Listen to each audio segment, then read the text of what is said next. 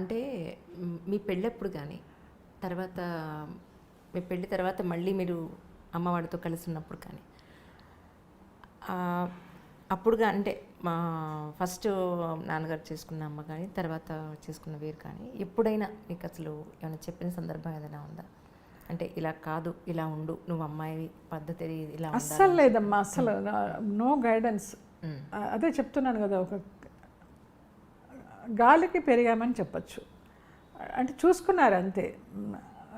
ఇక్కడ స్కూల్ ఇంటి దగ్గర తలదించుకొని రిక్షా ఎక్కామా, మళ్ళీ స్కూల్లో దిగామా, మళ్ళీ రిక్షా కరెక్ట్గా ఉంటుంది, మళ్ళీ ఆ రిక్షాలో ఎక్కామా వచ్చామా, అంతే తప్పించి నాన్న నాదేశం పేపర్ రన్ చేసేవారు. 15 డేస్కి ఒకసారి వచ్చేది. మేమందరం కలిసి ఏదైనా సినిమాకి వెళితే ఫస్ట్ డే ఫస్ట్ షో చూడాలి సినిమాలు ఏవైనా. మధ్యలో ఎవరైనా వెనకాల నుంచి ఆకతాయి వాళ్ళు ఏమైనా ఇలా గోకినా, కాలు సీటు మీద పెట్టినా, మేము ఇట్లా వెనక్కి తిరిగి చూసామంటే ఈయనకి డౌట్ వచ్చేసేది.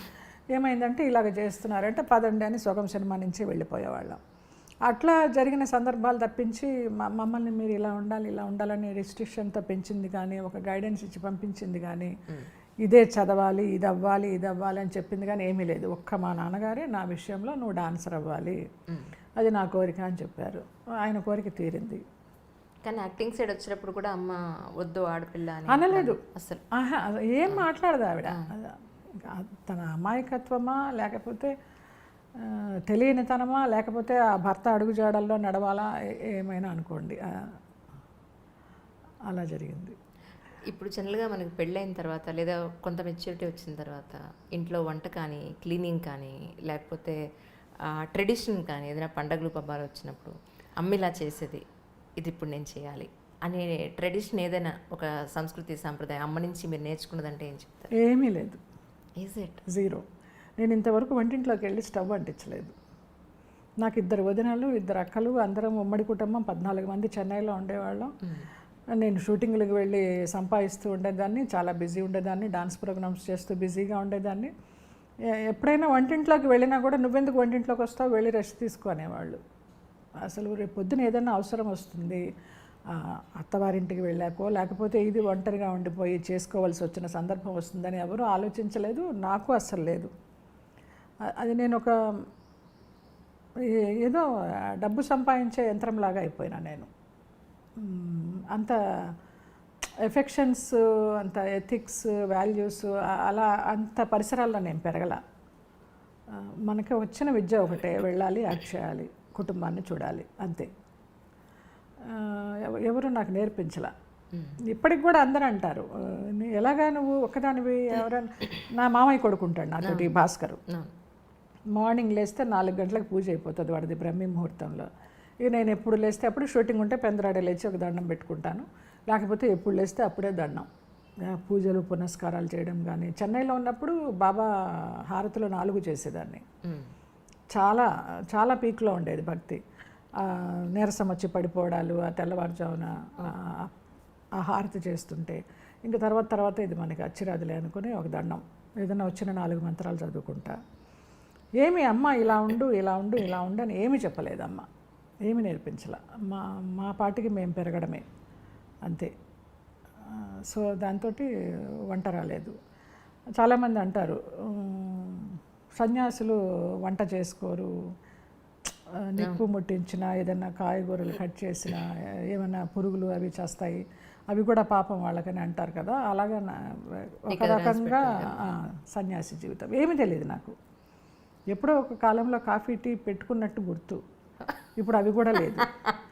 ఏం చేస్తావు ఎవరు లేకపోతే. ఆ భాస్కర్ కూడా ఏదైనా పని మీద వెళ్ళిపోయాడు అనుకో, లేకపోతే వాడికి ఏమైనా ఉద్యోగం వచ్చి వెళ్ళిపోయాడు, ఏం చేస్తావు, స్విగ్గీలు ఉన్నాయి ఎదురుకుండా ఉంటారు రెంట్కున్న వాళ్ళందరూ, సంధ్య అని వాళ్ళు, పైన లక్ష్మి అని, జయమ్మ అక్క అనుకుంటూ ఏమి కావాలంటే అవి తీసుకొచ్చేస్తారు పొద్దున కాఫీ దగ్గర నుంచి. ఇంకా నాకేం అవసరం, నేర్చుకునే అవసరం రాలా. ఆ లోటు కూడా నాకు తెలియదు. ఇప్పటికీ నా జీవితము వరమా శాపమా అనుకుంటా నాకే అర్థం కాదు, కన్ఫ్యూజ్. ఒక్కొక్కసారి నాకు నన్నే భుజం తట్టుకుంటా, వరమే నీ జీవితం అనేసి.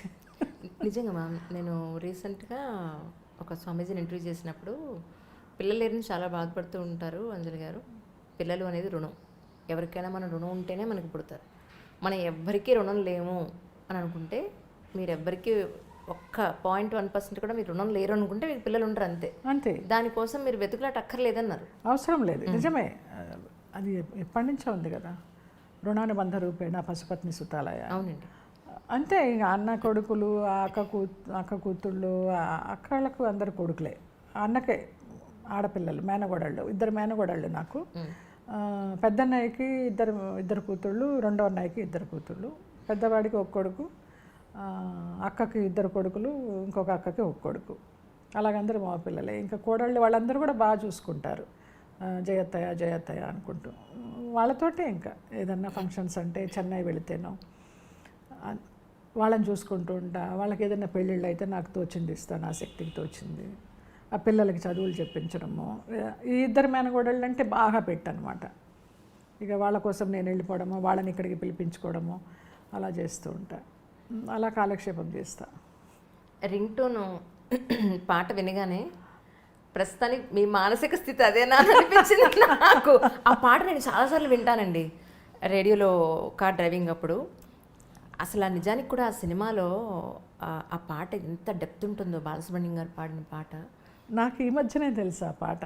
నిజం విన్న తర్వాత ఇందులో ఇదని వెంటనే ఏదో పాడుతా తీయగలనే సంథింగ్ జీ సరిగమపాలోనే ఎందులోనో పాడుతుంటే వాళ్ళు విని వెంటనే వింక్ మ్యూజిక్ ఓపెన్ చేసి అది వెతికి వెంటనే దాన్ని పెట్టేసుకున్నా. ఎంత బాగుందో నిజంగా. మనకి మనమే సమాధానము, మనకి మనమే ప్రశ్న, మన సమస్యను మనమే విడగొట్టుకోవాలి. ఎవరు ఏం చేయలేరు. ఇది చెయ్యి అని సలహా ఇస్తారు, కానీ అది వినడానికి మనకి టైం సరిగా ఉండాలి. మన టైం బాగుంటే వింటాం, లేకపోతే మన స్వయంకృత అపరాధం, ఏం చేయాలో అదే చేస్తాం. అది ఎంత ఇష్టమో నాకు ఆ పాట.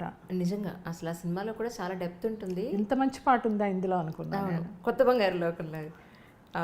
ప్లస్ ఇంకోటి ఏంటంటే ఆ పాట ఎవ్వరు విన్నా సరే వాళ్ళ జీవితానికి వాళ్ళు అన్వయం చేసుకుంటారు. అవును, అంత బాగుంటుంది పాట. అవును, ఒక మోటివేషన్ సాంగ్ అని చెప్పొచ్చు అది. అవును, ఎవరి మీద డిపెండ్ అవ్వకుండా మనకి ధైర్యం వస్తుంది. అవును, జీవితం ఇదా అనిపిస్తుంది.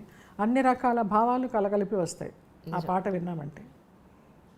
Hi, this is Isha Chavla. This is Manara Chopra. Hi, this is Kartikeya. నేను డైరెక్టర్ తేజ అని. Press the bell icon for more updates. For more such videos, please subscribe to iDream. For more videos, please subscribe to iDreams. For more videos, please subscribe to iDream. And you're watching iDream Media. Please like, share and subscribe to the channel. And don't forget to subscribe to iDream. Please subscribe iDream Media. Do subscribe to iDream. Subscribe to iDream Media. Do subscribe to iDream Media. Don't forget to subscribe.